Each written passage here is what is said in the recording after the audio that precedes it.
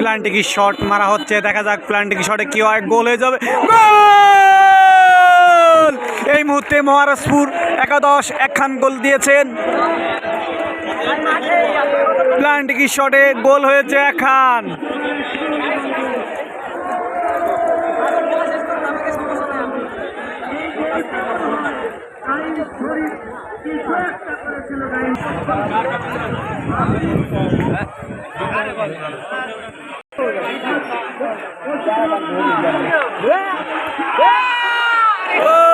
রে আরেক খান হয়ে গেছে।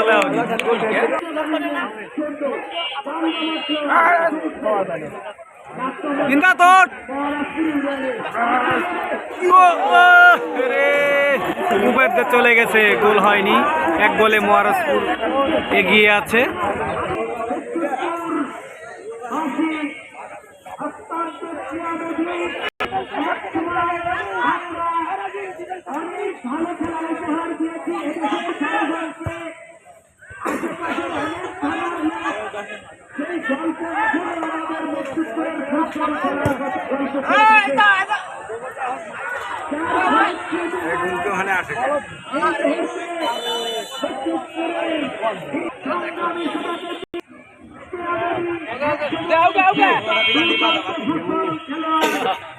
পায়ের ধাক্কায় বুঝতে পারছি এবং মাঠ স্লিপিং, যদিও খুব একটা বাধা গ্রস্ত করতে পারছে না। মাঠের পরিবেশ অত্যন্ত ভালো থাকার কারণে মাঠটা উঁচু হওয়ার এখন তিনি এই খেলার পরিবেশ করে দিয়েছেন। কারণ আপনারা জানেন একটা স্লোগান মাঝে মধ্যেই সেলিমুজ্জামান সেলিম ভাই এমপি সাহেব, তিনি তার বিচক্ষণতা দিয়ে তিনি ভেবে দেখেছেন এই যুব সমাজ এদের মোটিভ চেঞ্জ করার একটাই দিক, সেটি হচ্ছে ক্রিয়া। ক্রিয়া মানে ফুটবল, ক্রিয়া মানে ক্রিকেট, ভলিবল। তিনি বলেছেন মাঠে ফেরানোর জন্য এই মসজিদপুর বাসীকে যত ধরনের ক্রীড়াঙ্গন আছে সব ক্রীড়াঙ্গনকে আমি পরিপূর্ণভাবে দিয়ে দেব, সাজিয়ে দেব, আগামী ভবিষ্যৎকে সাজিয়ে দেবো ইনশাআল্লাহ।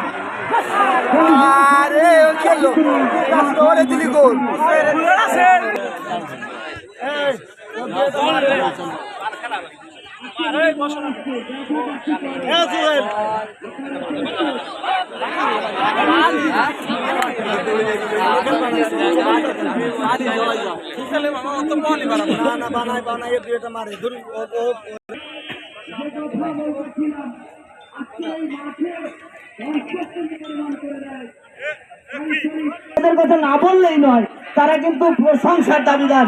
আমাদের এই টুর্নামেন্টে তারা কিন্তু এই ছাত্রদল অনেক অনেক সহযোগিতা করেছেন। আমরা ধন্যবাদ জানাই ক্রীড়া সংস্থার পক্ষ থেকে ছাত্রদলকে। যাই হোক, যেটা বলতেছিলাম, আশিক, মেহেদি, অন্তর,